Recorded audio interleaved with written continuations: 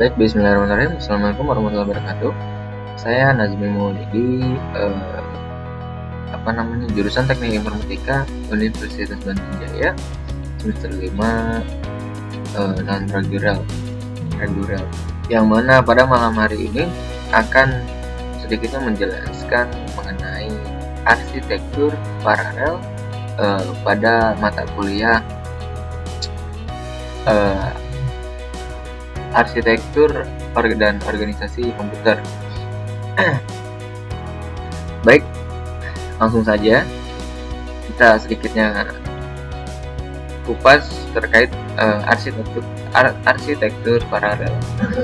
Jadi, klasifikasi perancangan taksonomi arsitektur komputer itu biasanya yang telah dikenal baik diklasifikasikan oleh Michel Plain mengklarifikasikan arsitektur ke dalam 4 kategori berdasarkan hadir atau tidaknya berbagai aliran instruksi dan aliran data. Keempat kategori tersebut adalah 1. SISID, yaitu Single Instruction Stream, Single Data Stream. Jenis kategori ini merupakan manifestasi dari konsep arsitektur non-von Neumann terhadap perancangan komputer serial yang mana hanya satu instruksi yang dieksekusi pada sebarang waktu. 2. MISD, yaitu Multiple Instruction Stream, Single Data Stream. Kategori ini bermaksud bahwa beberapa instruksi melakukan operasi pada suatu data tunggal. Nah, next kita yang ketiga mengenai kategori tersebut, yaitu yang ketiga SIMD, Single Instruction Stream, Multi Data Stream. Kategori ini bermaksud bahwa satu instruksi tunggal diaplikasikan terhadap beberapa data yang berbeda secara simultan, ya. Yang keempat, MIMD, Multi Instruction Stream, Multi Data Stream. Oke, kategori ini meliputi mesin dan beberapa unit pengolahan di mana berbagai instruksi diaplikasi secara serempak ke berbagai data berbeda. Klasifikasi Plain telah membuktikan menjadi metode klasifikasi terbaik selama 3 dekade ini dan telah digunakan oleh para perancang komputer dalam mengarsitek komputer rancangannya.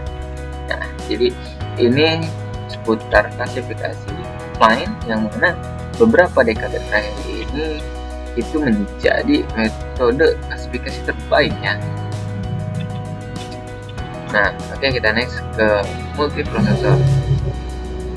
Jadi di dalam arsitektur paralel itu ada yang namanya multiprosesor. Multiprosesor dapat dipandang sebagai sebuah komputer paralel yang terdiri dari beberapa prosesor terinterkoneksi yang dapat menggunakan sistem memori secara bersama-sama. Jadi masing-masing prosesor diatur untuk melakukan berbagai tugas yang berbeda dari sebuah program atau juga melakukan berbagai program yang berbeda secara serempak. Ya. Nah, jadi itu mengenai multiprosesor yang terdapat pada arsitektur paralel. Dan dalam arsitektur paralel itu ada juga yang namanya multikomputer. Jadi multikomputer ini dapat dipandang sebagai sebuah komputer paralel yang memiliki ciri pada masing-masing proses memiliki memori lokalnya sendiri. Ya, dan dalam sistem multikomputer memori utama juga didistribusikan secara privat pada masing-masing prosesor. Oke. Dan di dalam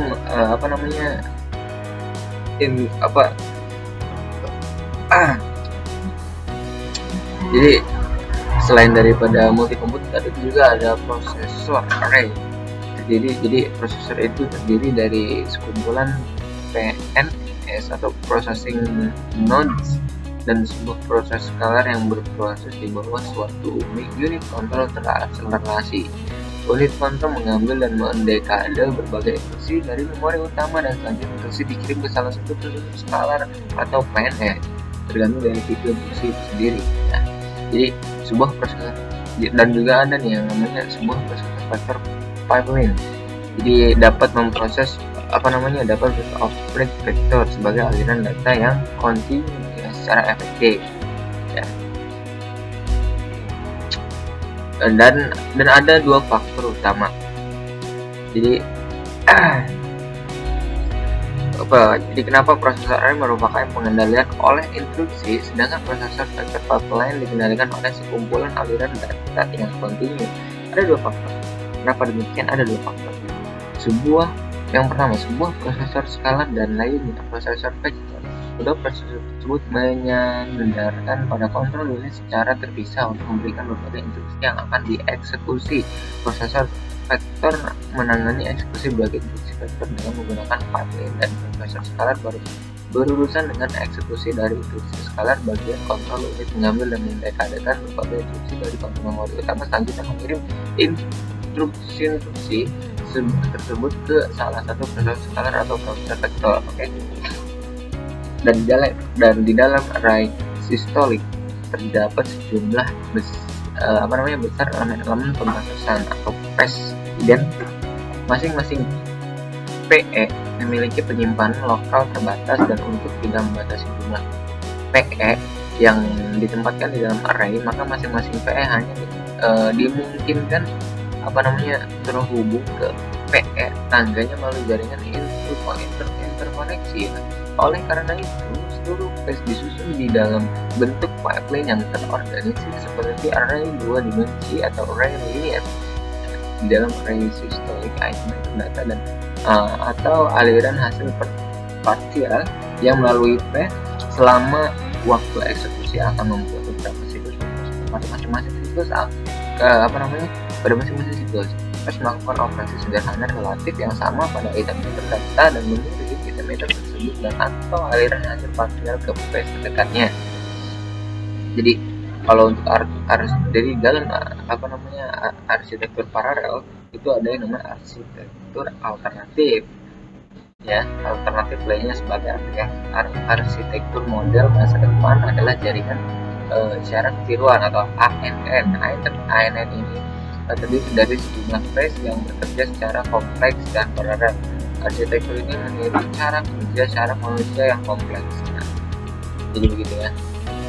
Kalau untuk kerja dan pengukuran kualitas untuk kerja atau performance dari suatu komputer berkaitan erat dengan kecepatan, efisiensi yang dilakukan, dan kehandalan software dan hardware yang dimilikinya.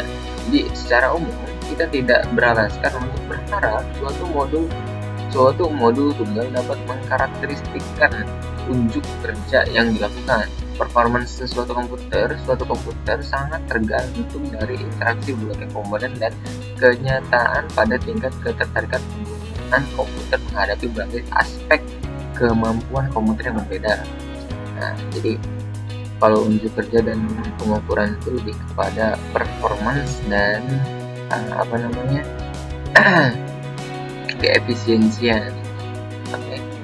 Next, selain itu ada juga MIPS dan FLOPS. Ukuran lainnya yang sering muncul untuk mengekspresikan gambaran dari suatu sistem adalah satu, throughput dari suatu prosesor adalah ukuran yang mengidentifikasi jumlah program, tugas atau request yang dapat dieksekusi oleh prosesor per unit waktu. Yang kedua, anticipation. Anticipation ini dari suatu prosesor merupakan rasio waktu sibuk dan waktu yang telah ditentukan pada suatu periode tertentu.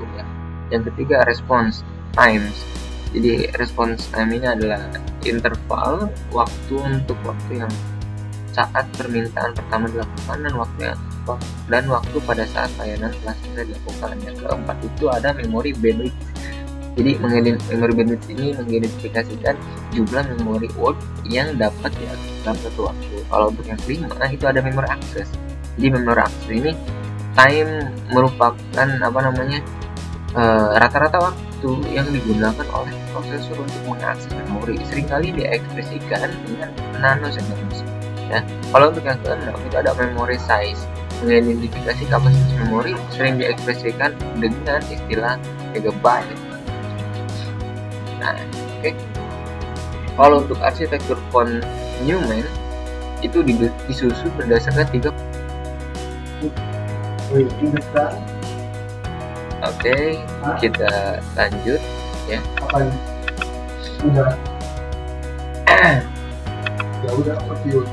Oke, baik, kita lanjut. Mohon maaf sebelumnya. Kalau untuk arsitektur Phonium disusun berdasarkan 3 komponen yang berbeda ya. Satu, unit CPU memori dan antar muka di/O gambar 21 mengilustrasikan salah satu dari berbagai cara yang mungkin menginterkoneksi berbagai komponen.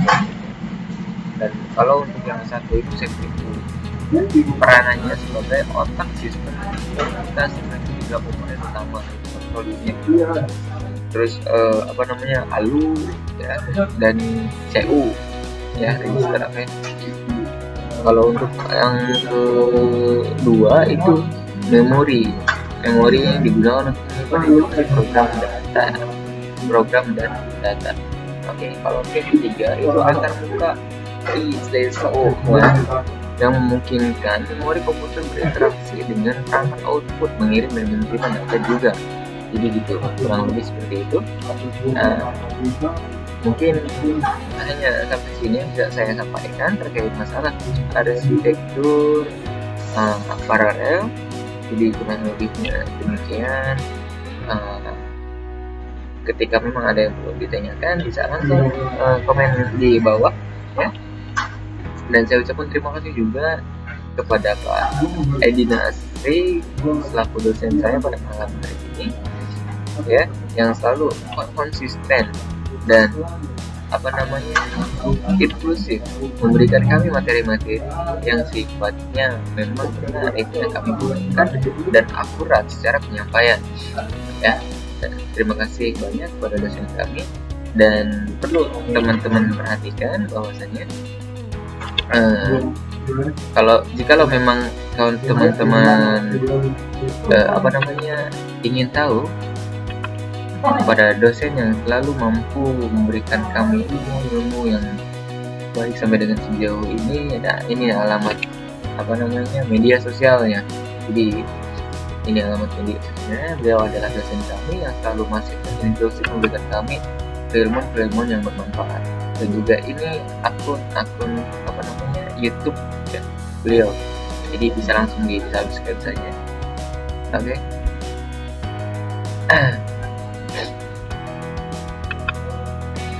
Baik, terima kasih banyak bagi saya ucapkan. Dari sini saya izin undur diri. Bila ada kurangnya mohon maaf, bila ada lebihnya ambillah sebanyak-banyak ya, bila tidak ada coba lagi. Oke, terima kasih. Wassalamualaikum warahmatullahi wabarakatuh.